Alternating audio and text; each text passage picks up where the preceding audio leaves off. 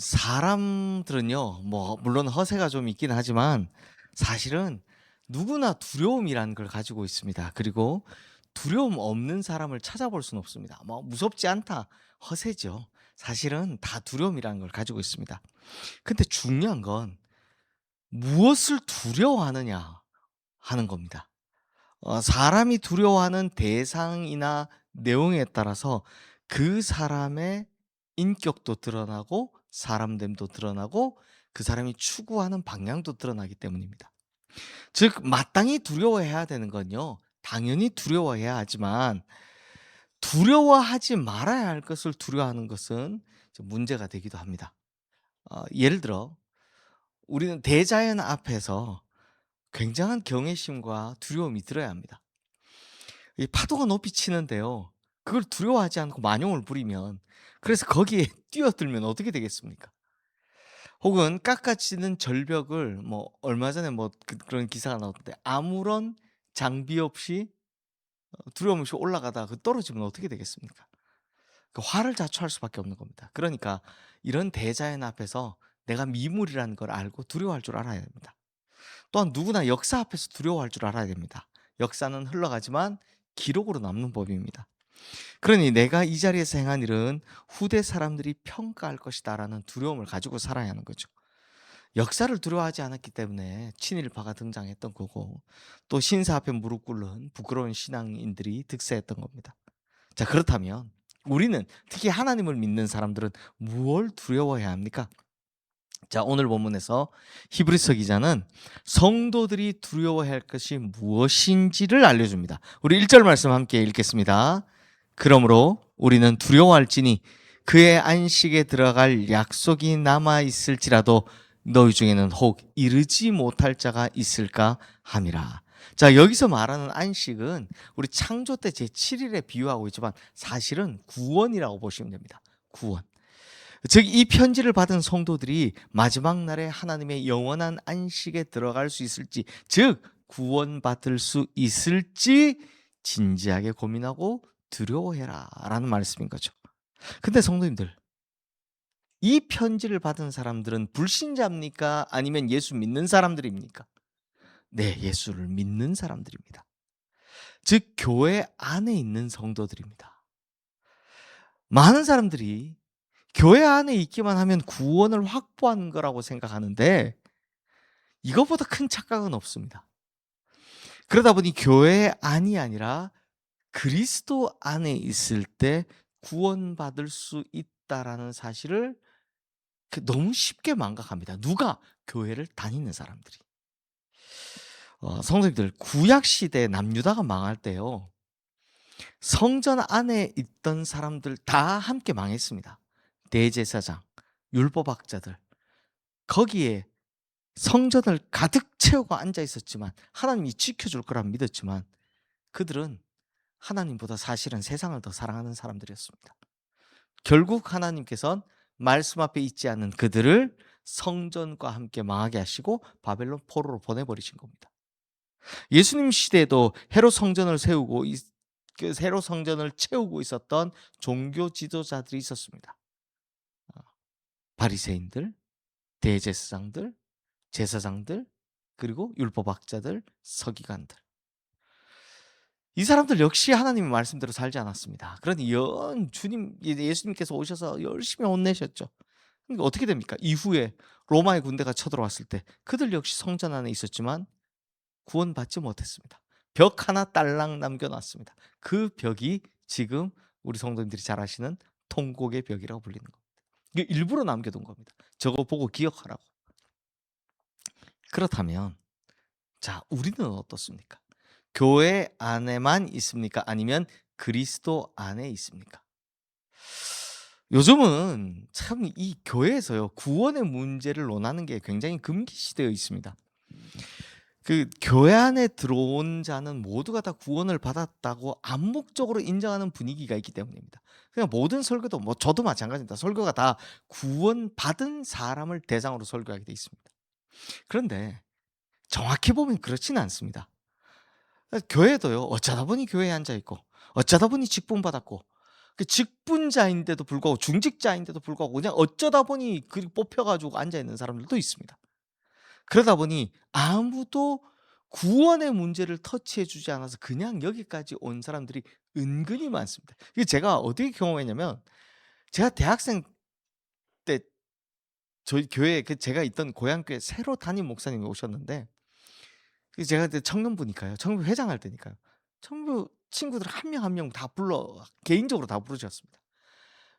이 친구들은 저랑 어릴 때부터 같이 교회를 다니는 애들이잖아요. 조만할 때부터 대학생 될 때까지 같이 신앙생활 해오고 열심히 교회 생활 해온 사람들입니다.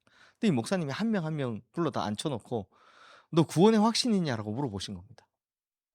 전 당연히 "네라고 대답했죠. 그런데 놀랍게도 구원의 확신이 있다고 대답한 사람이 몇 명 없었습니다. 사실 뜯어보니 "잘 모르겠다."가 거의 대부분이었던 겁니다. 근데 지금 교회도 그런데 다 맨날 구원받았다라는 전제 아래에서 자꾸 이야기를 하는 겁니다. 그러니 직분도 받고 뭐 내가 교회도 다니고 열심히 봉사도 하지만 사실 내가 구원의 확신이 있는지 잘 모르겠다라는 사람이 은근히 많다라는 겁니다. 그러니 이렇게 살다가 진짜 이 생명 다하면 하나님 나라에 들어갈 수 있는지 진지하게 고민해 봐야 한다는 겁니다. 특히 직분을 받으면 그 직분에 취하는 경우가 있습니다. 혹은 교회를 오래 다녀서 그 교회 연수에 취하는 경우가 있습니다. 절대 안 됩니다. 내가 진짜 구원받았는지에 대해서 목사인 저부터 다시 확인해 봐야 한다는 겁니다. 그래서 히브리서 기자는요, 너희가 안식에 들어갈 수 있는 자인지를 이제 달아보라, 저울에 재보라라고 말씀하는 겁니다. 우리 2절 말씀을 함께 읽겠습니다. 그들과 같이 우리도 복음을 전함을 받은 자이나 들은 바 그 말씀이 그들에게 유익하지 못한 것은 듣는 자가 믿음과 결부시키지 아니함이라. 자, 결국 뭐가 문제라고 합니까? 듣는 자가 믿음과 결부시키지 않는 것이 문제라고 하는 겁니다. 성도님들, 믿음은 뭐로 완성이 됩니까? 믿음은 놀랍게도 행함으로 완성이 됩니다. 다시 말하면 믿는 걸 자기가 행함으로 증명해 내는 겁니다. 그래서 이게 무슨 말이냐? 듣는 것과 행하는 것, 믿는 것과 행하는 것이 일치하는지 확인해 보라는 겁니다. 그러니까 내가 예수 믿는다, 나 천국 간다라고 하면서 삶을 개차반으로 살면 그 사람 진짜 예수 믿는 사람 맞습니까? 아니라는 거죠. 그러니 자신의 삶으로 증명하는 게 믿음이라는 겁니다. 그럼 믿음이 있는지 어떻게 확인할 수 있습니까? 듣는 대로, 보는 대로 살아가는지, 믿는 대로 살아가는지 이거 보면 알 수 있다는 겁니다. 그러므로 성도님들, 믿음은 구원을 위한 전제 조건입니다. 즉 우리는 교회 안에서 하나님의 말씀을 항상 듣죠. 설교도 듣고 성경도 읽고 성경 공부도 합니다. 그런데 들은 말씀을 실천하고 있는지는 따로 살펴봐야 한다는 겁니다. 들음과 행함이 일치할 때 요걸 진짜 믿음이라고 할 수 있기 때문입니다. 뭐 언제 믿음이라고 할 수 있다고요? 들음과 행함이 일치할 때. 성도님들, 듣는 건 누구나 다 할 수 있습니다. 앉아만 있으면 다 듣는데요. 그런데 살아내는 건 쉽지 않습니다. 특히 히브리서 기자가 이 편지를 쓸 당시에 핍박받는 성도들이 하나님 말씀대로 살아가는 게 결코 쉽지 않았습니다. 아니 내가 지금 당장 핍박받고 너무 괴로운데 그렇게 사는 게 쉬웠겠습니까? 그럼에도 히브리서 기자는 들음과 행함의 일치를 강조하면서 믿음을 가지라라고 말하는 겁니다. 성도님들, 이건 오늘 우리에게도 주어지는 일종의 하나님의 경고이고 하나님의 메시지인 겁니다. 말씀 듣기를 좋아하는 이 시대 사람들 얼마나 많습니까? 누르면 나옵니다. 아마 오늘 이 설교도 이제 인터넷 유튜브에 올라가면 이제 오늘 뭐 출근하시면서 듣던지 아니면 일하시다 듣던지 중간에 한 번 더 듣던지 얼마나 많이 들을지 모르겠습니다. 그리고 그 말씀 듣는 것도 제 설교만 아니라 누구나 다 누르면 다 들을 수 있습니다. 성경 통독도 옛날에는 어려웠죠. 테이프 늘어질 때까지 들었어야 되는데 요즘은 핸드폰으로 누르면 나옵니다. 우리 시흥교회 유튜브 구독자가 1,900명이나 됩니다. 어마어마한 숫자가 듣고 있습니다. 그러니까 설교가 올라오면 다 듣는 겁니다. 쇼츠 같은 거 올라오면 이제 요즘은 쇼츠 더 오니까 우리 어장로님 고생하셔서 쇼츠 올리면 그게 뭐 2,000회, 3,000회까지 올라가는 것도 있습니다. 듣는 건 너무 쉬운 시대라는 겁니다. 그런데 그 듣는 말씀, 그 많은 말씀 한 절이라도 실천하고 있는지 돌아봐야 한다는 겁니다. 행함은 하나님 앞에서 아름다운 열매입니다. 그리고 하나님께서는 그 열매를 보시고 우리의 구원을 확증해 주신다는 겁니다. 그래, 너 봐. 믿음 있는 거 맞잖아. 라고요. 우리 5절 말씀 함께 읽겠습니다. 또다시 거기에 그들이 내 안식에 들어오지 못하리라 하였으니. 자, 어떤 부류의 사람들은 안식에 들어오지 못할 것이다 라고 말씀합니다. 자, 이런 말씀을 읽으면 가슴이 철렁 내려앉죠. 구원받지 못하는 자들이 있다는 건데 어떤 사람일까요? 우리 6절 말씀 함께 읽겠습니다. 그러면 거기에 들어갈 자들이 남아있거니와 복음 전함을 먼저 받은 자들은 순종하지 아니함으로 말미암아 들어가지 못하였으므로. 자, 복음을 먼저 받은 자들이 순종하지 못함으로 안식에 들어가지 못했다라고 이야기합니다. 이게 무슨 이야기일까? 순종은 구원의 중요한 열쇠임에도 불구하고 먼저 말씀을 들은 자들이 순종하지 않음이 걸림돌이 되더라라는 건데요. 요거 이스라엘 백성들이 출애굽하고 나서 생각해 보시면 아주 쉽습니다. 자, 가데스 바네아에서 하나님께서 각 지파별로 정탐꾼 한 명씩 뽑으라고 합니다. 근데 그때 이 뽑은 12명, 12지파에서 한 명씩 뽑은 이 12명이 누구냐? 당시에 그들은 이제 옛날 성경에 제가 이제 공부할 때 두령으로 돼 있었는데 쉽게 말하면 차세대 리더들입니다. 다음 그 지파의 수장이 될 사람들입니다. 그래서 그 12명을 뽑아다가 40일 동안 가나안 땅을 정탐하고 해서 돌아와서 보고를 하게 합니다. 쫙 돌아서 보고하는데 그 유명한 두 사람 나오죠. 누굽니까? 갈렙과 여수아. 여수아와 갈렙은 야, 역시 그 땅 좋더라. 하나님이 주시는 땅 맞더라.